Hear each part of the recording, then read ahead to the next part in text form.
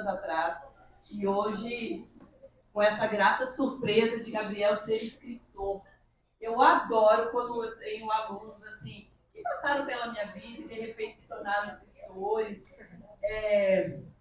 atores, cantores, tocam em bandas aí pelo Brasil afora. Eu amo quando os meus alunos seguem a carreira artística. Na verdade, eu amo o que meus alunos gostarem de fazer, né? Mas,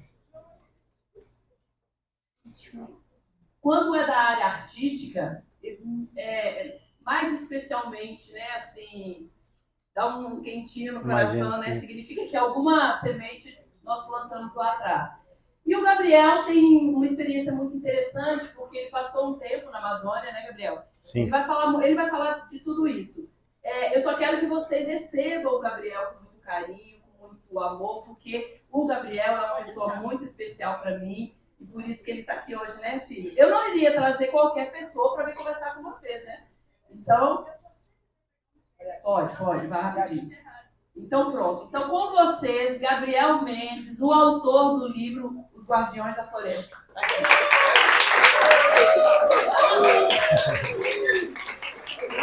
Obrigado. Bom dia. É um prazer estar aqui com vocês para falar tanto do meu livro quanto de algumas temáticas que eu considero importantes, né? Mas antes eu queria dizer que é uma realização de um sonho poder estar conversando com estudantes, porque quando eu escrevi esse livro, eu tinha essa vontade assim de um dia poder trazer essa mensagem para mais pessoas. Então é um momento muito especial para mim também, tá? E acho que temos 40 minutos mais ou menos, né, professora? Então eu queria só pedir, né, que já... Exatamente 40 minutos. Fechou. Já que nós temos apenas 40 minutos, né, esses 40 minutos vão passar de qualquer forma, né? Então, ou a gente pode passar, talvez, interagindo aqui, trocando, aprendendo um com o outro, ou às vezes a gente pode passar distraído no celular. Então, vamos tentar fazer de valer esses 40 minutos, tá? Primeira coisa que eu queria dizer é que... Gabriel, guarda o celular, por favor, filhos. Todo mundo, Maurício, todo mundo que está com o celular aí, por favor, tá? Pode ser? Vamos lá. Eu vou dividir esse bate-papo em dois momentos, né? O primeiro é sobre... Eu quero falar sobre autoconhecimento, que a gente vai falar sobre dons, talentos, sonhos, propósito de vida. E o segundo é sobre a temática ambiental, indígena, da floresta, falar um pouco da minha experiência na Amazônia e em algumas aldeias. Antes de começar, né, talvez vocês estejam me enxergando aqui agora como escritor, que tem um livro e tudo mais publicado, mas eu queria já dizer, assim, para quebrar um pouco qualquer estereótipo, vocês têm noção, assim, qual foi a disciplina que eu mais tinha dificuldade, que eu mais tirava nota baixa quando eu estava no ensino médio? Redação. Então, durante muitos anos, eu achava que eu não tinha talento nenhum com a escrita. Porque eu sempre, quando eu estava escrevendo ali minha redação, eu achava que estava fazendo uma obra de arte, uma coisa incrível, maravilhosa. Era sempre o último aluno a sair para entregar a redação. E aí, quando chegava a prova, toda vermelha, riscada, fuga do tema, não entendeu a proposta, enfim, sempre nota baixa. E eu fui me desconectando dessa vontade de escrever, né, desse prazer pela escrita. Só fui resgatar isso há 4 anos atrás, que foi quando eu comecei a pensar em escrever o livro. E eu digo isso porque, às vezes, a prova, né, uma nota, ela não mede o nosso conhecimento. Né? Inclusive, não sei se vocês sabem, mas existem 9 tipos de inteligência catalogadas hoje. Né? E, geralmente, na escola, a gente só tem um tipo de inteligência que é mais cobrada, que é a de raciocínio lógico, que é aquela que você descobre ou resolve questões pela lógica, pela dedução. Mas existe a inteligência musical, que são pessoas que têm uma facilidade, uma aptidão para instrumentos musicais. Tem a inteligência corporal, que são pessoas que sabem se expressar com o corpo, são, às vezes, atletas, pessoas que têm uma certa facilidade em relação a essa consciência corporal. Tem a inteligência, essa é muito interessante, né, que a gente fala que é a inteligência social, que é aquela pessoa que tem um carisma, que tem uma facilidade de se comunicar com outras pessoas, de fazer amizades. Existem 9 tipos de inteligência, não vou falar todos aqui, mas só para vocês entenderem que, às vezes, a inteligência que é cobrada na escola pode não ser exatamente a que você tem maior facilidade. Mas lembrando, todos nós temos as 9, tá? Algumas são maiores, outras são menores. E tudo bem. Para agora começar de fato, eu queria só fazer uma pergunta para vocês. Se eu perguntasse assim, quais são os seus 3 maiores defeitos, vocês demorariam muito tempo ou teria isso na ponta da língua? Da língua, né? Beleza. Alguém quer compartilhar um defeito que acha que tem, um ponto fraco? Baixo. Legal. Quem mais? Quem falou aí? João? Nossa. Eu sou uma pessoa meio desorganizada, sou um pouco guloso também, bastante teimoso. Alguém mais tem algum defeito que queira compartilhar? Teimoso também? Teimoso. Cabeça dura, massa. Agora, se eu perguntasse para vocês, quais são seus 3 maiores talentos? É rápido ou devagar a gente falar? Quem falou rápido pode compartilhar os 3 talentos. Alice disse que tem 3 talentos. Bora.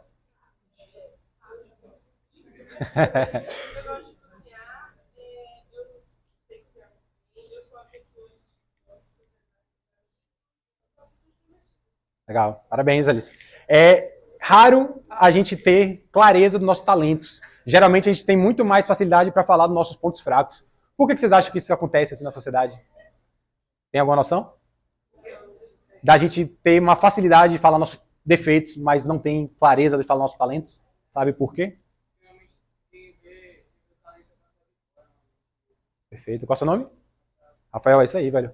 A nossa sociedade não é estimulada a colocar luz em nossos talentos, nossos pontos fortes.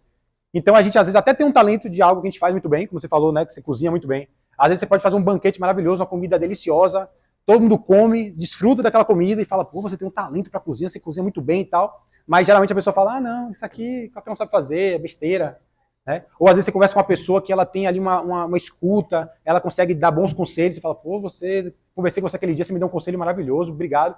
Mas não, isso não foi nada. Não, às vezes a pessoa já tem um talento para uma área terapêutica, às vezes tem um talento para cozinha.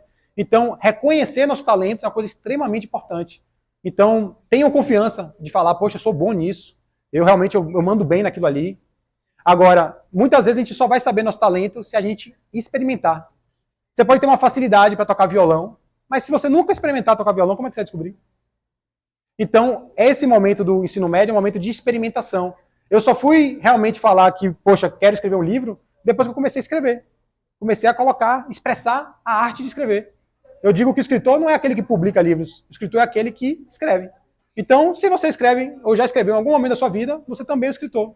Então, basta experimentar. E aí eu falo, pode ser fazer uma arte marcial, pode ser fazer uma atividade extracurricular, um curso de teatro, oratória, escrever um livro. Qualquer coisa que em algum momento o seu coração te chamou, experimente. Porque talvez você tenha uma vocação para aquilo. Quer falar uma coisa? O meu livro fala sobre autoconhecimento, que é exatamente sobre isso que eu estou falando agora, sobre dons, talentos, propósito de vida, e sobre a questão ambiental, indígena, que foi uma experiência que eu tive na aldeia. Né? A primeira mensagem do livro é justamente sobre um protagonista chamado Biel, que ele está no último ano do ensino médio, e ele está naquele dilema, né, de qual é o curso que ele vai fazer vestibular, qual carreira seguir. Alguém aqui tem uma certa pressão familiar de ter que seguir por um caminho? Legal. E como é que a gente pode lidar com essa pressão da família? Como vocês acham que seria a melhor forma de a gente conseguir harmonizar essa situação? Se seu pai fala, não, eu quero que você faça direito, porque direito você vai ganhar mais dinheiro. O que você falaria? Como você lida com isso? Tem que discutir, dialogar, conversar? Dialogar, né? A palavra talvez seja essa. Discutir. É porque a gente tem a impressão de que discutir é sempre brigar. Não, nós podemos ter uma discussão dentro de um diálogo, né? É verdade. É um discurso, dentro disso um discurso, né? O Gabriel, antes que eu perca a linha de raciocínio, o Gabriel falou sobre os dons e tudo mais. Tem uma coisa também interessante. Às vezes, a gente não investe em áreas como essas, né? Literatura, música, poesia, dança e tal, porque a gente acha que como tem talento nas áreas de, sei lá, das ciências ou das exatas e tal, parece que não combina você ser um matemático e um escritor. Verdade. Você ser um médico e um músico. Verdade. Parece que não combina, né? E é interessante porque você pode sim conciliar. Sim. E às vezes uma situação dessa te ajuda a seguir a outra em frente até, né? Perfeito. Então tem muitos médicos que até buscam, né? Fazer música e coisas e tal, para não ficar aquela vida, né? Maçante. Maçante. Todos nós temos várias paixões, né? Várias aptidões. Inclusive, né? Que você é Sim. atleta. Sim. Olha o pessoal que é atleta aí, ó. Aquela galera ali é tudo de atleta, ó. Rafael, o Gabriel era. Ó, o Gabriel, falei pra ele que eu lembro muito do Gabriel. Suado. Todo concentrado, muito educado, muito querido em sala de aula. Mas ele tinha um grupo de amigos, estilo, e que chegava na minha aula era sempre depois do intervalo. Tudo suado, todos suados. Ele tinha o cabelo grande também, assim, cabelo molhado, todos, a blusa toda. E entrava aquele monte de menino, eu, Jesus, ninguém me abraça. Mas era uma sala muito legal. Era uma sala animada como a sala de vocês, né? Uma sala que gostava de conversar, de participar, mas tinha muito artista ali também. Sim. né? A gente que gostava de teatro, de música, e o povo do esporte. E eu era professora de literatura dele, eu não era professora de redação. Então eu não fui aquela que estragou.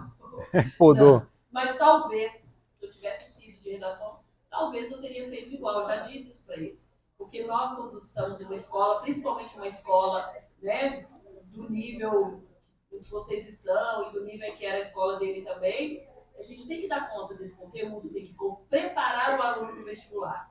Seguir ali o... Então, muito provavelmente, eu também teria feito a mesma coisa que os seus professores fizeram. Sim, é como tá meio que sistema estruturado. Mas quem falou em relação a discutir, às vezes a gente vai precisar firmar a nossa vontade com nossos pais, velho. E assim, antigamente eu tinha uma visão muito, pô, meus pais estão querendo roubar meus sonhos, estão pedindo para eu fazer direito, eu não quero direito. Mas depois eu comecei a entender que, na verdade, nossos pais, pelo amor que eles têm pra gente, assim, eles querem nos dar uma certa segurança. Então, às vezes, a experiência que eles têm de vida, eles querem compartilhar. Só que isso eles fazem de uma forma, às vezes, até sem ter a consciência de que muitas vezes ele está querendo roubar nosso caminho.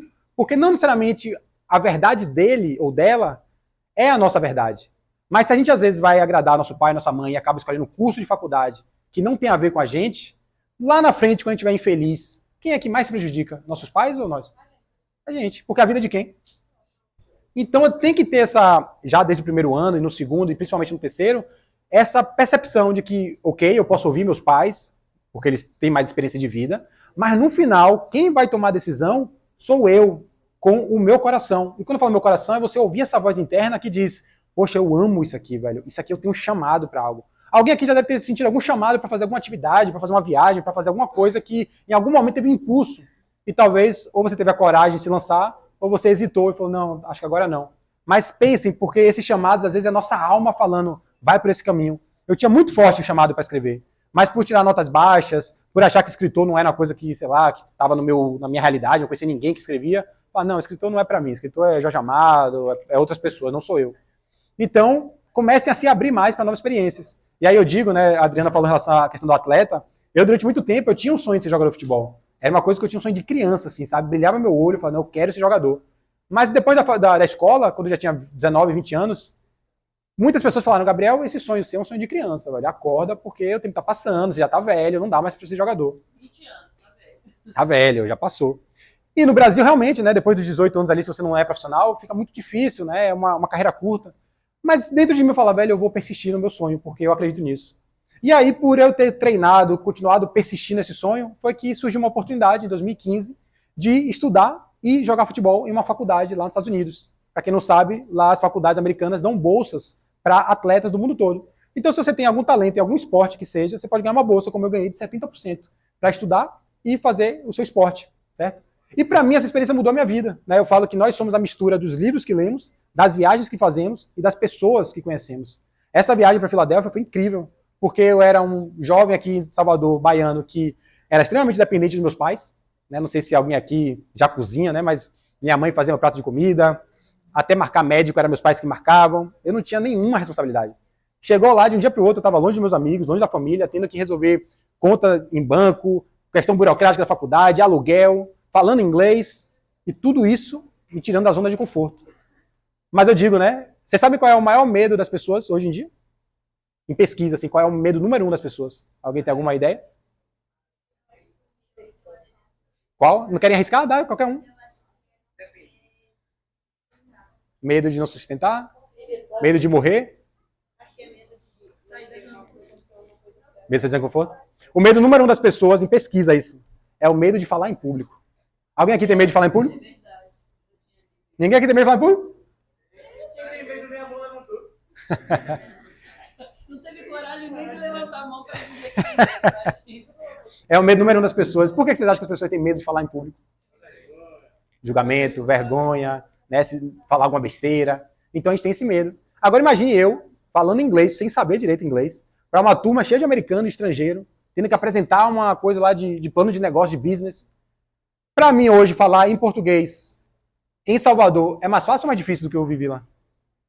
Muito mais fácil. Então, quando você sai da zona de conforto, você se desafia, você se fortalece, você cresce. Então, o Gabriel que voltou do intercâmbio, era um Gabriel muito mais expandido, no sentido de, pô, eu estou mais confiante, eu sei que eu posso fazer, mais empoderado. Mas, para isso, eu precisei me lançar ao desconhecido, sair da minha zona de conforto. E agora, no momento que vocês estão, é o momento de vocês começarem a buscar sair da zona de conforto, vivendo experiências que vão te desafiar, mas que vão te fazer também crescer. Faz sentido? Quer comentar alguma coisa? Não, vai lá. Beleza. E aí, pessoal... Aí você fez a empresa, né? Perfeito. Dream Big. E eu falo que um sonho sempre abre porta para o outro, né? Por isso que eu sou sonhador, velho. E você até o último dia da minha vida, eu acho que o sonho é o combustível da nossa alma, sabe? É importante que a gente sempre esteja sonhando. Muitas vezes vão falar pra gente, não, mas esse sonho seu não vai dar dinheiro, esse sonho seu é coisa de criança, esse sonho seu não vale a pena. Mas só quem sabe é você e seu coração, velho. Então eu digo que eu tinha um sonho de ser jogador de futebol. Chegou lá nos Estados Unidos, eu vivi essa experiência incrível. O futebol abriu uma porta maravilhosa, que graças à bolsa esportiva que eu ganhei, que meus pais puderam pagar aqueles 30%. Mas, chegando lá, depois de um ano, eu falei, poxa, eu acho que esse jogador já não é mais meu sonho. Porque eu percebi que aquela rotina desgastante de todo dia treinar, viajar final de semana, aquele comprometimento físico que o atleta precisa ter, tirava muito da minha liberdade. Eu falei, poxa, eu quero ser mais livre, velho. E eu acho que o futebol é um prazer que eu tenho como um hobby, um passatempo, uma coisa que eu faço por prazer, mas não que eu queira viver disso. Mas, já valeu a pena eu ter insistido no futebol? Então, abriu uma porta gigantesca. E quando eu voltei pro Brasil, eu falei, velho, e se a gente criasse, junto com um brasileiro e um português que eu conheci lá nos Estados Unidos, e se a gente criasse uma empresa de intercâmbio, com base na nossa experiência, a gente poder proporcionar essa mesma vivência internacional para outros jovens, de poder estudar nos Estados Unidos ou em outros países com bolsa. E aí surgiu a Dream Big, que foi uma empresa que a gente conseguiu enviar mais de 50 alunos, 50 jovens, para o exterior. E eu comecei a falar, poxa, eu adorei empreender, velho. No terceiro ano eu não sabia que eu podia ser dono de um negócio, que eu podia ter uma ideia e criar algo e ganhar dinheiro a partir disso, de uma coisa que, de fato, brilhava meu olho. Hoje em dia, com a tecnologia, eu conheço pessoas que têm canal de futebol, ganham dinheiro, pessoas que têm canal de maquiagem, de moda, ganham dinheiro. Então, hoje em dia, está até mais fácil você conseguir criar a sua realidade com base no que você ama. Por quê? Se você faz algo que você ama, você faz geralmente com excelência, você capricha em cada detalhe. E as pessoas que são muito boas naquilo que elas fazem, elas são mais ou menos valorizadas. Mais valorizadas. Então tem uma tendência que quanto mais você faz algo que você ama, você também tem um retorno financeiro, porque você capricha. É diferente daquela pessoa que faz aquilo só pelo dinheiro. Ah, vou fazer aquilo só pelo dinheiro. Ela vai se frustrar, porque nas primeiras derrotas, ela fala, ah, eu achava que era mais fácil. Mas quando você tem uma vocação, uma coisa que brilha seu olho, você vai falar, velho, eu vou persistir. Não vai ser fácil, mas eu vou continuar, vou perseverar e, consequentemente, uma hora vai dar certo. Então, não pensem no dinheiro. O dinheiro é consequência do que vocês amam, de uma expressão de quem vocês são. Se você ama muito uma coisa, comece a investigar mais, se joga mais naquilo, treina, se lapida e, a partir disso, você vai começar a criar a sua realidade. Às vezes eu tenho uma alma de artista, eu amo me conectar com pessoas, me expressar, eu tenho ideias que eu gostaria de colocar para o mundo, e eu estou dentro de um escritório, sem janela, na frente do computador, preenchendo planilha. Vai dar certo isso? Em algum momento eu vou me frustrar, vou ficar ansioso, depressivo. Vocês conhecem pessoas depressivas? Ansiosas? Porque são pessoas que estão desconectadas da sua essência. Percebe como é perigoso você estar desconectado da sua essência? Eu morei em São Paulo durante 2 anos, ainda moro lá, mas constantemente venho para Salvador. Em São Paulo já tem uma coisa assim que o pessoal se acostumou, que são pessoas que se suicidam no metrô, se jogam na linha do metrô porque não aguentam mais aquela rotina deprimente, que a pessoa se comporta como um zumbi quase, não tem energia vital, com olheira, triste o tempo todo. Então, você acha que aí fora é comum ou é incomum você ver pessoas infelizes nos seus trabalhos? É comum ou incomum pessoas que estão constantemente reclamando da sua rotina, querendo que chegue a sexta-feira, o final de semana, as férias? E quando chega no domingo, bate aquela angústia porque vai começar mais uma semana. Vocês querem viver essa realidade? Hoje vocês desfrutam da segunda-feira da mesma forma que vocês aproveitam o sábado? Eu entendo que no momento que vocês estão, a autonomia ainda é pequena, né? A gente tem muitas liberdades, que eu chamo assim, condicionada. É aquela coisa, né? Se eu te ofereço Coca ou Pepsi, e você escolhe. Ah, Pepsi, Coca. Tá, mas eu que dei as 2 opções para você. Você não falou de suco, água. Podia ter outras coisas que você poderia escolher. Aqui, nesse momento, primeiro e segundo ano, talvez você tenha escolhas condicionadas. Tem já quase tudo muito prontinho para vocês terem que seguir esse caminho. Mas a partir do momento que você termina o terceiro ano, ali eu digo que geralmente é o momento que você começa a ser protagonista da sua história, velho. Porque ali começa você a ter a maioridade, você começa a falar, velho, isso aqui eu tô infeliz, isso aqui me faz mais feliz, eu quero seguir por esse caminho, meu coração me chama para tal coisa, e precisa ter coragem. Às vezes nossos pais vão falar, não, mas eu quero que você siga por cá. Então você vai precisar afirmar. Eu, antes de ser escritor, eu ouvi muita coisa. Não, escritor não é carreira, você não pode fazer por isso. Mas eu sabia dentro de mim, eu tinha confiança, falava, velho, mas isso é o caminho do meu coração. É o que a gente chama de lutar o bom combate. O que é o bom combate? São as batalhas que a gente trava em nome dos nossos sonhos.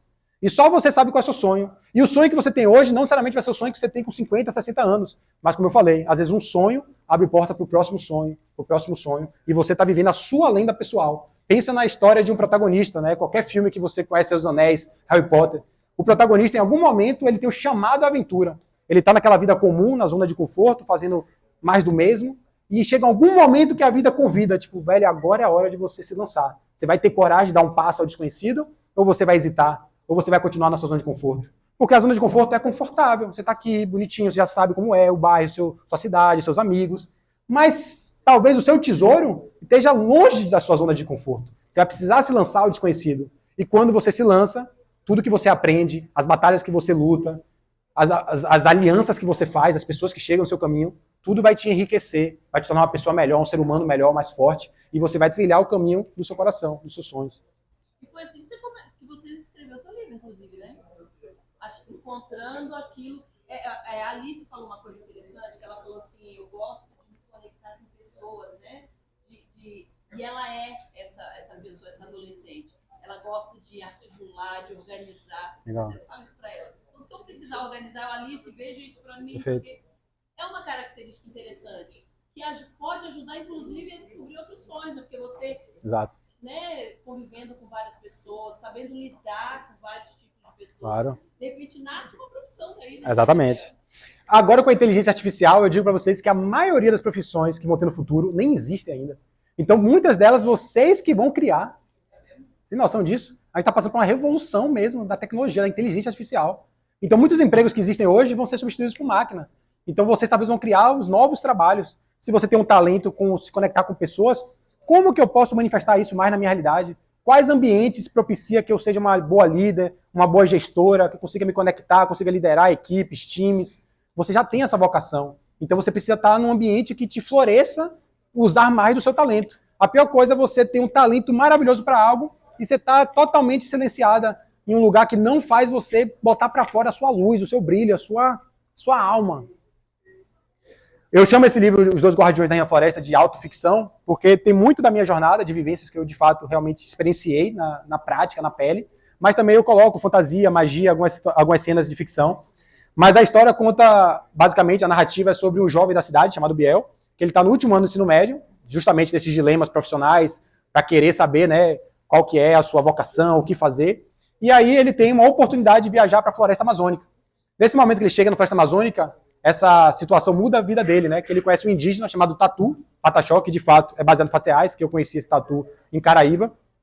E a partir dessa troca entre o jovem da cidade com o jovem indígena, eles têm todo esse intercâmbio cultural, né? E aí é um diálogo muito bonito, onde o Biel ele descobre o seu propósito de vida. Você sabe quais são os 2 dias mais importantes da vida do ser humano? Primeiro é quando a gente nasce. E o segundo é quando a gente descobre nosso propósito de vida. Né?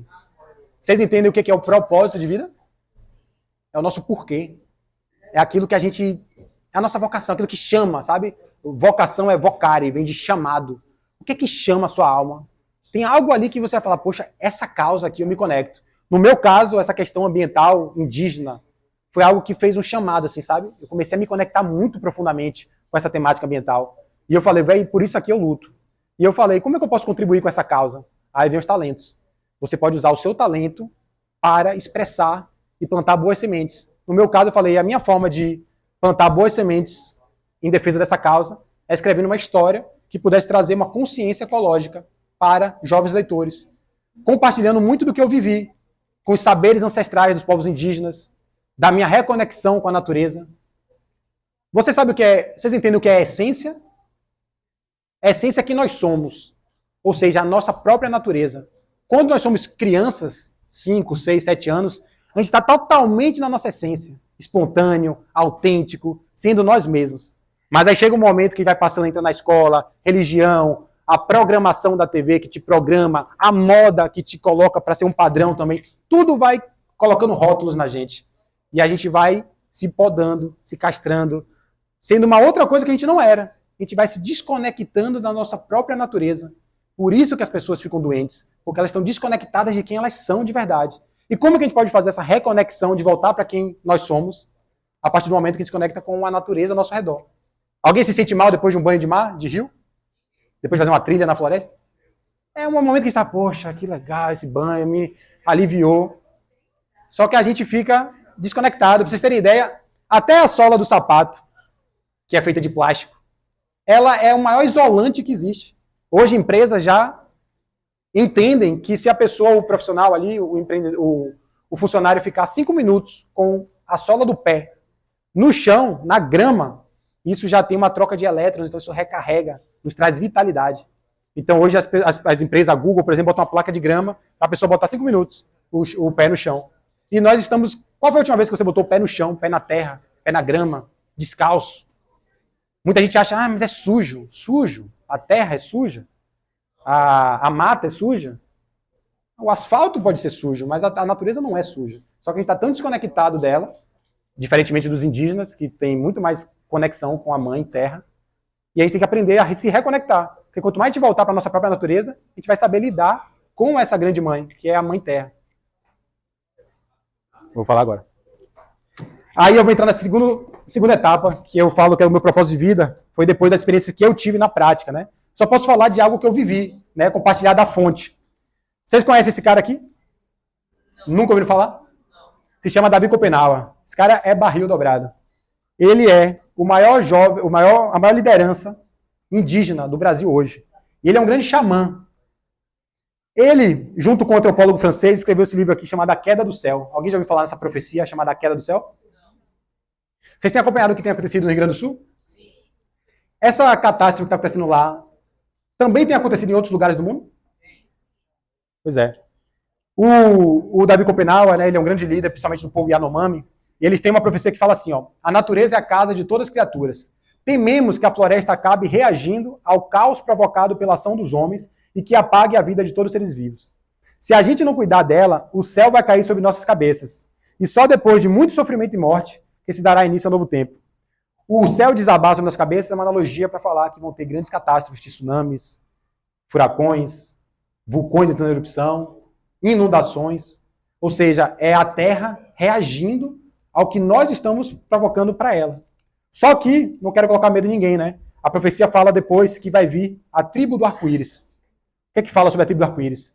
Quando o rio e o ar estiverem sujos, quando o ser humano tiver se perdido completamente na linha da vida, com guerras, quando os animais estiverem sendo ameaçados, né? Quando os animais estão para serem extintos, quando as ancestrais árvores, essas árvores centenárias, forem cruelmente abatidas, quando a doença, a pandemia que tivemos agora há pouco, e a tristeza estiverem dizimando o nosso povo, virá uma nova nação, uma nova tribo.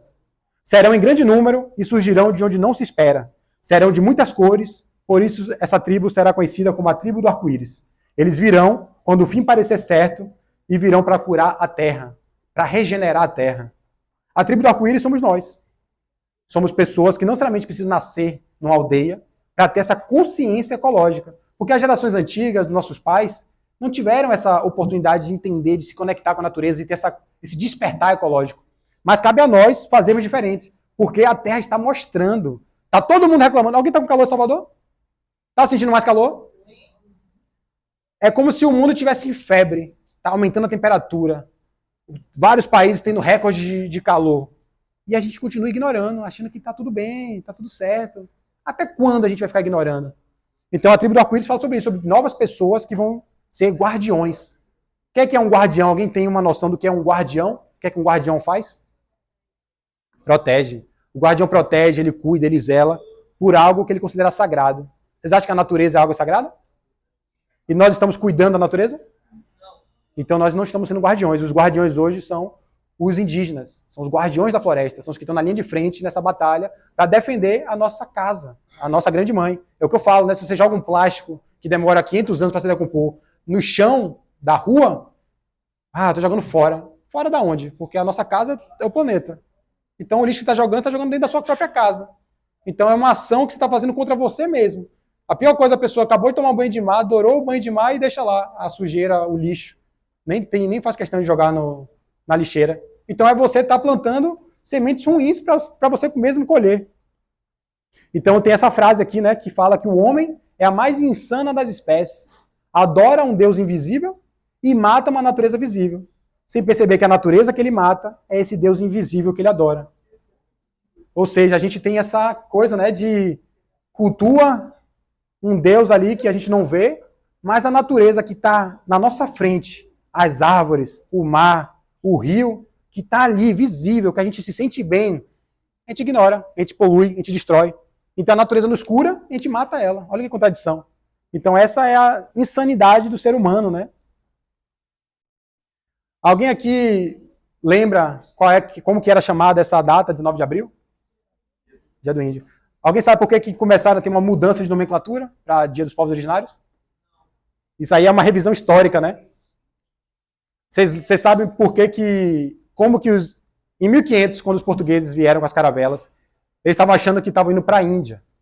Mas aí teve uma mudança de percurso, a caravela acabou atracando aqui no Brasil. Mas eles não sabiam, eles achavam que estavam de fato pisando na Índia.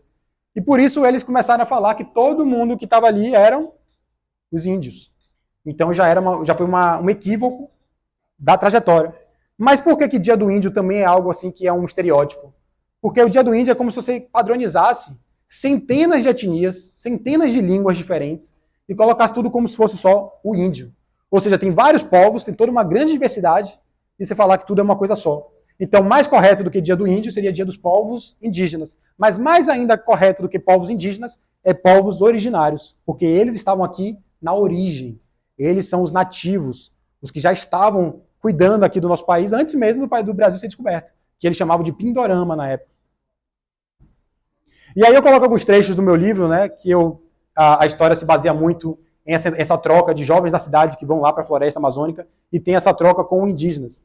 E aí, em uma dessas interações, tem um diálogo que fala, né? Muita gente, um indígena fala, muita gente só conhece nossa história em livros, mas nunca visitou uma aldeia para ver com seus próprios olhos. Alguém aqui já teve a oportunidade de conhecer uma aldeia? Massa. Onde foi? Essa aldeia? Porto Seguro? Legal, essa que eu fui foi em Caraíva, que é em Porto Seguro também. A aldeia Porto do Boi. Quando você está numa aldeia indígena, você tem a oportunidade de conversar de fato com os indígenas, você beber da fonte. Porque é muito fácil a gente chegar aqui e pegar um livro de história que foi escrito por alguém que talvez nunca tenha pisado numa aldeia e começar a reproduzir uma narrativa de alguém que não tem noção nenhuma da verdade. É diferente de você chegar e trocar uma ideia, como eu fiz lá, conversar com o Tatu e olhar no olho dele e falar, pô, me ensine um pouco mais aí da história do seu povo. O que é que eu não sei? E ele poder compartilhar da fonte. Uma coisa muito interessante da cultura dos povos indígenas é a questão do banho de folhas. Alguém aqui quando está doente, com a dor na barriga, dor de cabeça, já tomou um chá de camomila, aroeira e faz bem? Essa é uma herança indígena, ancestral. Os indígenas, eles têm essa sabedoria de entender que na floresta tem a grande farmácia, é a grande medicina. Essas farmácias que a gente tem aí, drogazil, não sei o que, só pega e rouba o que é da natureza. Os princípios ativos estão todos lá. Então, mais uma vez, a natureza nos cura de várias formas e a gente destrói a natureza. Então, eles não usam tanto para coisas físicas, como também para a questão espiritual, né? O banho de folhas, a ruda, é uma forma de limpar e proteger nosso campo ali de mais energias. Isso foi uma frase que eu perguntei ao Tatu Pataxó, né? Esse jovem líder do povo Pataxó, onde eu perguntei, cara, se pudesse falar uma mensagem no meu livro que você gostaria muito que as pessoas soubessem da cidade, o que você gostaria que as pessoas entendessem? E aí ele falou muito que o indígena ele não tem uma religião específica. É entender que na casa deles, eles praticam os rituais, os rezos, cantamos músicas ancestrais, reverenciamos os encantados, né, que seriam seres da floresta, que eles têm profunda devoção. Assim como eles têm uma conexão muito forte com a lua e com o sol, né? A lua é essa grande mãe que vai dar fertilidade para o que eles vão plantar. Então eles têm uma conexão profunda com a lua, com o sol. Esse é o estilo de vida deles. Não é questão de religião. É como eles vivem, é como eles enxergam. Quando a lua está cheia, tem interferência nas marés? Nosso corpo, sabiam que é feito 70% de água? Então vocês acham que a lua também tem influência em nós? No nosso comportamento? Pois é. Nós estamos desconectados, né? A primavera, o outono, o inverno, o verão, todos os animais sabem a hora de se recolher, a hora de caçar, a hora de fazer os movimentos, porque eles estão alinhados com a natureza, com os ciclos naturais. Só que nós nem sabemos, né, que estação estamos. Alguém sabe que estação estamos agora? Outono. Alguém aqui já teve algum preconceito em relação aos indígenas, como, por exemplo, achar que os indígenas são preguiçosos, ou já ouviram isso em algum lugar? Que bom que está mudando esse discurso, porque na minha época, eu lembro que na escola, falava-se muito que a mão de obra na época da escravidão, a mão de obra indígena era uma mão de obra preguiçosa, que os portugueses achavam que os índios eram preguiçosos, falava-se muito isso. Mas, na verdade, isso é uma pura bobagem, né? Porque o que aconteceu é que os portugueses vieram para um território que já era ocupado pelos nativos, pelos povos originários, e falaram, olha, a partir de agora, todos vocês aqui vão trabalhar para mim, vocês vão ser meus escravos. O indígena vai aceitar isso? Lógico que não. Não vai trabalhar, vai resistir, vai lutar. E aí o povo português começou a falar, não, eles são preguiçosos, eles não querem trabalhar para a gente. Não, eles não são idiotas, né? Eu sempre achei que vocês não tinham roupa, celular ou essas coisas da cidade. Mas eu vi que vocês aqui são bem diferentes dos indígenas que eu via nas imagens dos livros. Vocês são índios de verdade mesmo? Alguém já viu essa frase? Essa é índio de verdade mesmo? A gente, quanto homens e mulheres da cidade, nós usamos as mesmas roupas desde 1500? A gente se adaptou, introduziu novas tecnologias? Por que o indígena tem que ficar preso ao passado? Por que ele não pode usar uma roupa? Por que ele não pode usar um celular? O mundo não muda? Então, o indígena hoje, ele pode estar na faculdade, ele pode estar trabalhando, às vezes, em órgãos públicos, ele pode se formar em direito, ele pode estar em qualquer lugar, fora da floresta, fora da aldeia, e continuar sendo indígena, porque faz parte da identidade dele.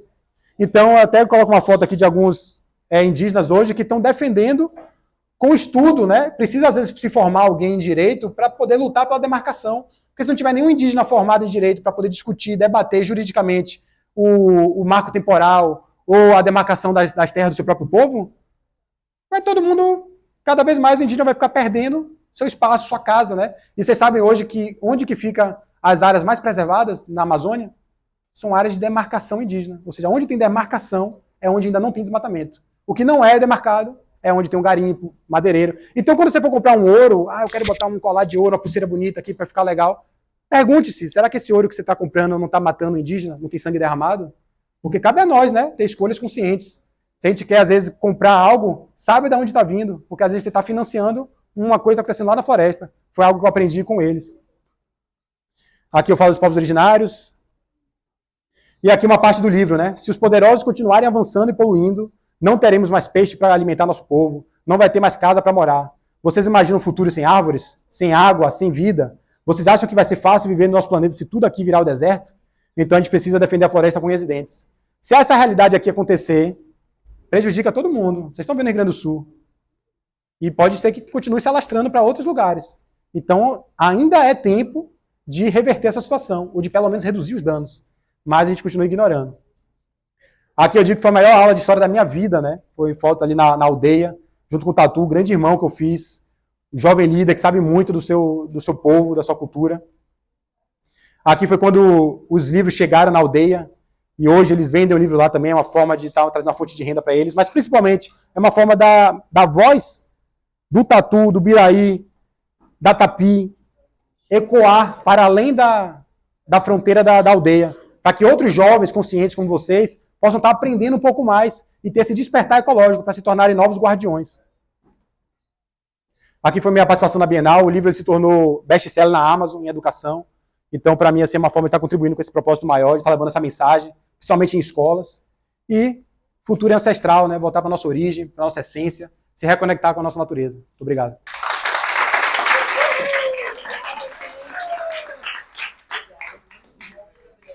Agradeço. Pessoal, vocês têm aula agora, né? Podem voltar para a sala. Um beijo, a gente volta a conversar. Não, você tem um livro. Ele vai sortear um livro.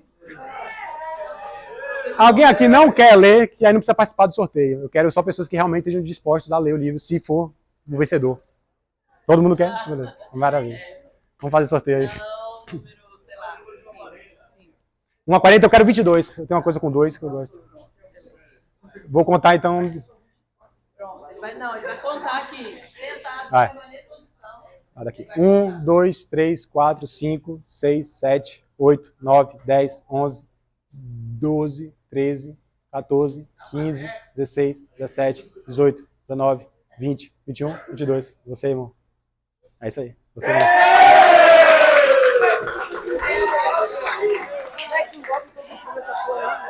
Tá bem, mano. Qual seu nome é?